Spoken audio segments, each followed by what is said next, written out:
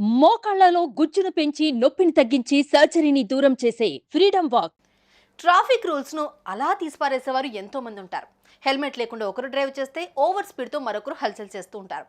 అక్కడితో ఆగకుండా రోడ్డుపై నడుస్తున్న వారిని భయభ్రాంతులకు గురి చేస్తారు. ఇక మైనర్ల విషయానికి వస్తే వారికి బైక్లు, కార్లు ఎవరిస్తారో కానీ రెక్లెస్ గా డ్రైవింగ్ చేసి ప్రాణాలు తీస్తున్నారు. అందుకే తెలంగాణలో జూన్ 1 నుంచి కొత్త ట్రాఫిక్ రూల్స్ అమల్లోకి తెస్తున్నారు. ఇకపై ఈ రూల్స్ పాటించకపోతే జేబులు ఖాళీ అయిపోతాయి అంతే.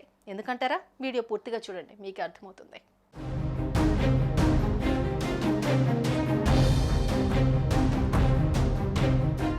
ఇప్పటి వరకు ఒక లెక్క, ఇప్పటి నుంచి మరో లెక్క అంటున్నారు ట్రాఫిక్ పోలీసులు. రోడ్డుపై ఎలాంటి తప్పు చేసినా ఫైన్లు మాత్రం తప్పు.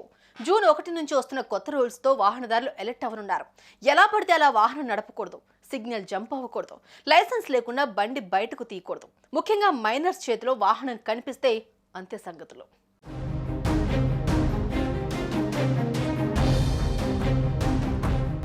తెలంగాణలో జూన్ 1 నుంచి కొత్త ట్రాఫిక్ రూల్స్ అమల్లోకి రానున్నాయి. నియమాలు ఉల్లంఘిస్తే భారీ ఎత్తున జరిమానాలు చెల్లించాల్సి వస్తుంది.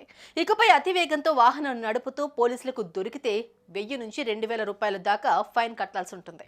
అలాగే డ్రైవింగ్ లైసెన్స్ లేకుండా వెహికల్ నడిపితే 500 రూపాయలు జరిమానా వేస్తారు. సిగ్నల్ జంప్ చేసినా కూడా ఫైన్ విధిస్తారు.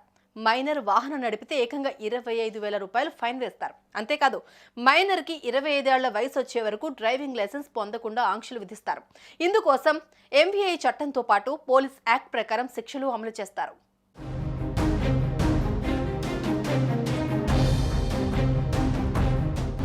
ఇక జూన్ 1 నుంచి కొత్త డ్రైవింగ్ లైసెన్స్ రూల్స్ కూడా మారనున్నాయి.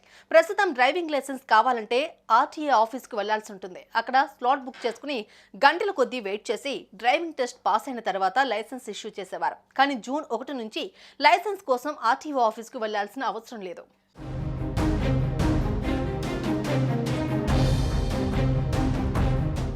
ఇప్పటి నుంచి డ్రైవింగ్ స్కూల్కి వెళ్లి డ్రైవింగ్ లైసెన్స్ ను పొందొచ్చు. ఇటీవల కేంద్ర ప్రభుత్వం ఆధ్వర్యంలోని రోడ్డు రవాణా సంస్థ జారీ చేసిన రూల్స్ ప్రకారం లైసెన్స్ కోసం ఆర్టీఓ ఆఫీస్కి వెళ్లి పరీక్ష రాయాల్సిన పని లేదు. ఇక మీదట ప్రైవేటు డ్రైవింగ్ సంస్థలే డ్రైవింగ్ కు సంబంధించి టెస్టులు నిర్వహించి సర్టిఫికెట్లు జారీ చేస్తాయి. దీని ఆధారంగా డ్రైవింగ్ లైసెన్స్ కోసం అప్లై చేసుకోవచ్చు. అయితే ఇలా డ్రైవింగ్ లైసెన్స్ జారీ చేసే సంస్థలకు సంబంధించి కూడా కేంద్ర రోడ్డు రవాణా సంస్థ కొన్ని మార్పులు చేసింది.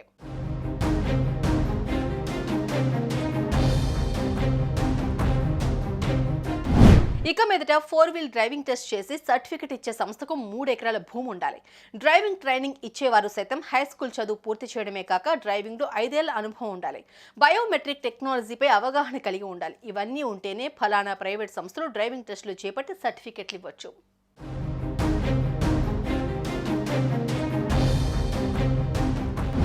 లైసెన్స్ సంపాదించడం కాస్త ఈజీ అయినప్పటికీ ఇలా ట్రాఫిక్ రూల్స్ బేఖాతరు చేసే వారికి మాత్రం ఇప్పటి నుంచి చుక్కలు కనిపిస్తాయి. కాస్త ఏమరపాటుగా ఉన్నా వారి జేబుకు చిల్లు పడుతుంది. సో మీరు కూడా రోడ్డుపైకి వాహనాలతో వస్తే కాస్త సేఫ్గా డ్రైవింగ్ చేయండి, రూల్స్ పాటించండి. సుమన్ టీవీలో మీ పర్సనల్ అండ్ బిజినెస్ ప్రమోషన్స్ కోసం కింది నెంబర్కి కాంటాక్ట్ చేయండి.